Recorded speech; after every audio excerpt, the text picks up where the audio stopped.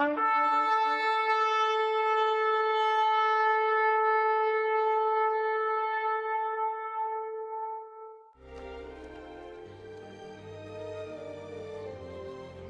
pharisiens avaient entendu dire que Jésus baptisait plus de disciples que Jean.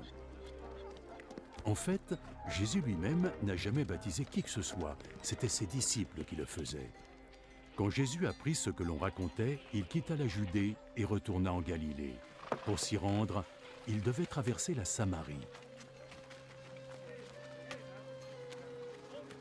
En Samarie, il arriva dans une ville appelée Sychar, non loin du terrain que Jacob avait donné à son fils Joseph. Il y avait là le puits de Jacob. Jésus, fatigué par le voyage, s'était assis près du puits. Le soleil était à son zénith.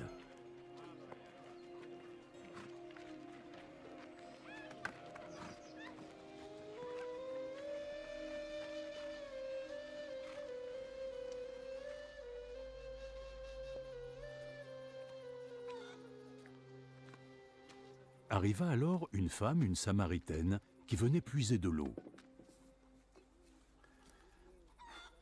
Donne-moi un peu de cette eau. Ses disciples étaient partis en ville pour acheter de la nourriture. Tu es juif et moi je suis samaritaine. Comment oses-tu me demander de l'eau? Les Juifs n'utilisaient pas les mêmes coupes ou les mêmes bols que les Samaritains. Si seulement tu savais ce que Dieu donne, et qui est celui qui te demande à boire, tu le lui aurais demandé. Et il t'aurait donné de l'eau vive. Ah oui, tu n'as pas le moindre seau et le puits est si profond. Où est-ce que tu pourrais trouver cette eau vive dont tu parles? C'est Jacob, notre ancêtre, qui nous a donné ce puits. Lui, ses enfants et ses bêtes, tous ont bu de cette eau. Tu ne prétends pas être plus grand que Jacob, n'est-ce pas? Quiconque boira de cette eau aura de nouveau soif. Mais celui qui boira l'eau que je lui donnerai n'aura plus jamais soif. L'eau que je leur donnerai deviendra en eux une source, d'où jaillira l'eau vive, et leur offrira la vie éternelle. Et donc, si tu me donnes de cette eau, je n'aurai plus jamais soif alors, et je n'aurai plus à venir ici pour puiser de l'eau. Va, appelle ton mari et reviens. Je n'ai pas de mari. Tu as raison de dire que tu n'as pas de mari.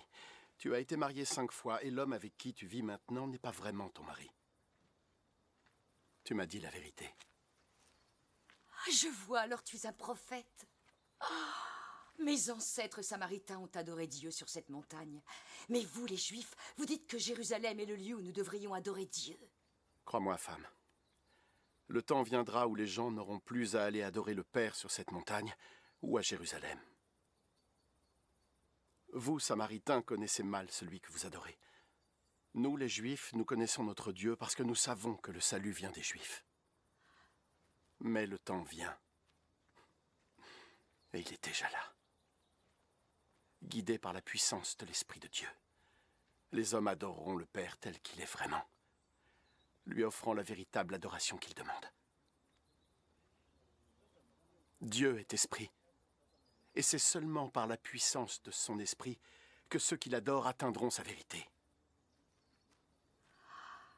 Je sais que le Messie va venir. Et quand enfin il sera là, il nous expliquera tout ça. Je le suis. Je le suis, moi qui te parle. À ce moment-là, ses disciples rentrèrent, et ils furent très surpris de le voir parler avec une femme. Pourtant, aucun n'osa demander « Que lui veux-tu » ou « Pourquoi parles-tu avec elle ?» Alors la femme laissa sa cruche d'eau et retourna à la ville. Va vite au puits.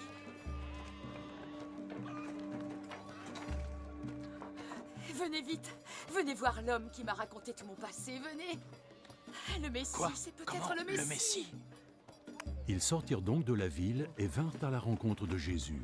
Pendant ce temps, les disciples priaient Jésus leur maître de se nourrir. Maître, il faut manger quelque chose. Mais il leur répondit... J'ai à manger une nourriture que vous ne connaissez pas. Alors les disciples commencèrent à se demander les uns aux autres, quelqu'un lui aurait-il apporté à manger? Ma nourriture, c'est d'obéir à la volonté de celui qui m'a envoyé et d'achever la tâche qu'il m'a confiée.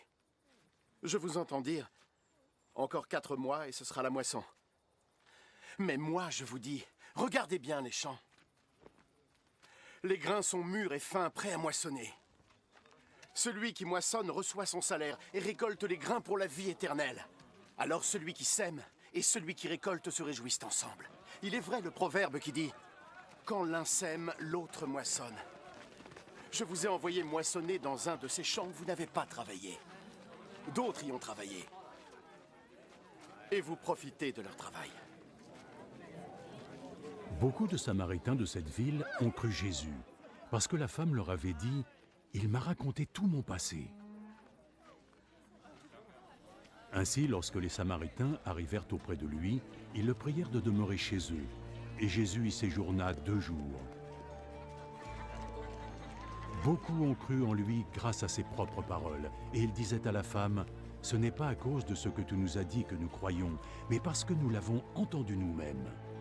Et nous savons que c'est vraiment lui, le Sauveur du monde. » Après avoir passé ces 2 jours, Jésus reprit son chemin et partit en Galilée. Lui-même l'avait proclamé, les prophètes ne sont pas considérés dans leur propre pays.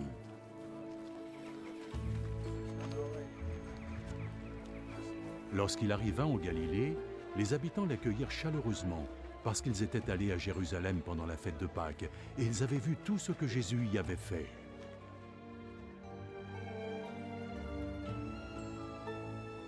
Puis Jésus revint à Cana en Galilée, où il avait changé l'eau en vin.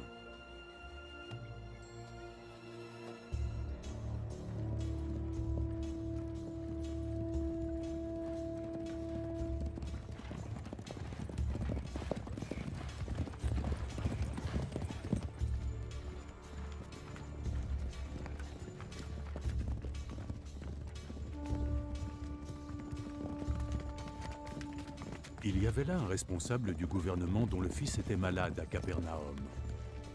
Quand il apprit que Jésus venait de Judée pour la Galilée, il décida d'aller à sa rencontre. Il lui demanda de le suivre jusqu'à Capernaum pour y guérir son fils qui était mourant. Personne ne me croira, à moins d'être témoin de miracles et de prodiges. Seigneur, accompagne-moi.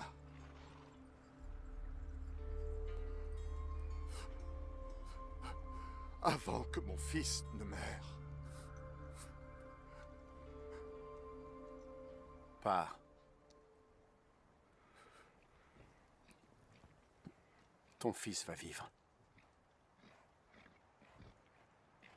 L'homme crut à la parole de Jésus, et il partit.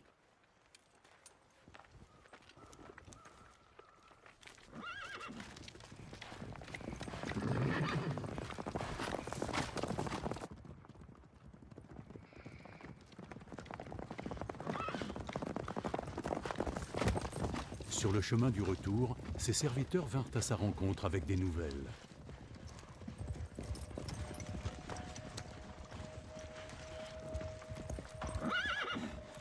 Votre fils, il est sauvé. Il leur demanda à quelle heure son fils avait commencé à aller mieux. Hier, dans l'après-midi, vers 1h, sa fièvre est tombée d'un seul coup, monsieur. L'homme se rendit compte que c'était l'heure précise à laquelle Jésus lui avait dit « Ton fils va vivre. »